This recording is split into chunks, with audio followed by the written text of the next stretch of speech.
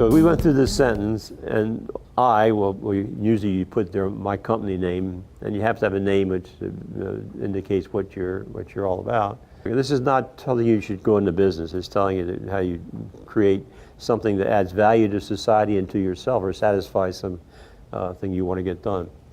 And you got to define: is it a product or a service? That's the difference.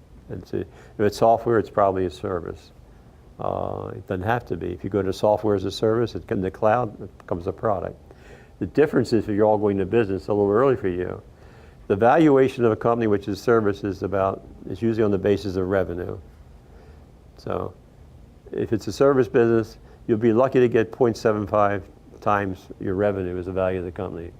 If it's a product, which means software as a service, your people are downloading it, it's a subscription model they pay each month, that's 5 to 6 times revenue. It is a mammoth difference in the value. But people want to know whether it's a product or service. And then to help, who's going to do it? Who's the user? We talked about that. It's your mother, your boyfriend. There has to be someone that wants to use it. So you have to figure out who that is. And that's getting back to my example of the Uber driver. Go talk to the people who you want to use what you're producing and see if they really are a user before you get too far. And to help them, and you have to solve, and then that's the problem. What's the problem or what's the opportunity you're creating? And you may not even know what that is. I don't think the fellow at Instagram knew how big that market was. He was doing it as a hobby, working with his friends. And you have what's different about what you do and somebody else. That's a simple thing. If you can fill that in, and it makes some sense, you'll know whether you have an idea or not that's worth pursuing. This is just a point I want you to know.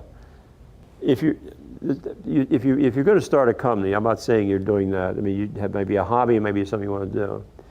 And I get a lot of people who are doing something like they want to take 3 cents off the wrapper for Mars candy bars or something.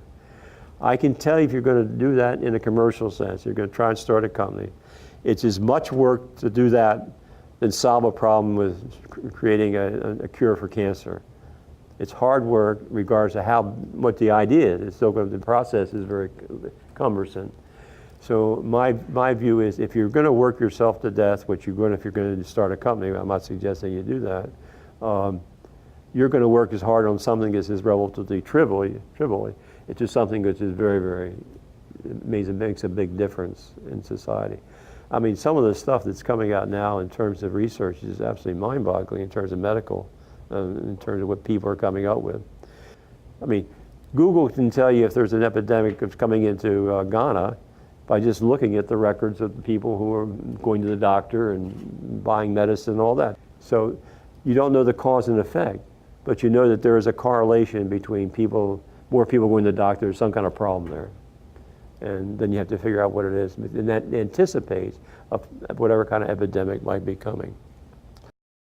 Southwest Airlines says, cheaper than driving. Now that's very catchy, I think. I like that. You'll remember Southwest. That's what they promote. We're an inexpensive airline. And eBay says we democratize commerce. That's what it does. But they call it mantra. You might think about that if you go into business, because you want people to remember who you are. And having a good catchy phrase like that, people will remember that and they'll think, oh, that associate with you and your unagi thing, right? In this aquaponics thing, we have coffee trees, we have coconut trees, we have herbs. We know that we can grow coffee in that facility faster than you can grow it in Africa. That's nice to know. But that's a research project. That's done by high school kids. We have our project aquaponics facility, the equipment and the system in about 25 schools in central Pennsylvania. It's all kids. It's usually for training and education. But we get so much feedback from them. If you do this, it would be better, or something that we have. We have a totally recycled, no discharge, no effluent, and no chemicals. But we now know that it's not. We can do this with any kind of input, and we know that we can now go after big issues like chicken waste. that's being floating into the Susquehanna River and the Chesapeake Bay and causing all kinds of problems with deterioration of the Chesapeake Bay. We can process that and put it into a feed for trees and plants and things like that. But that all came out of high school research.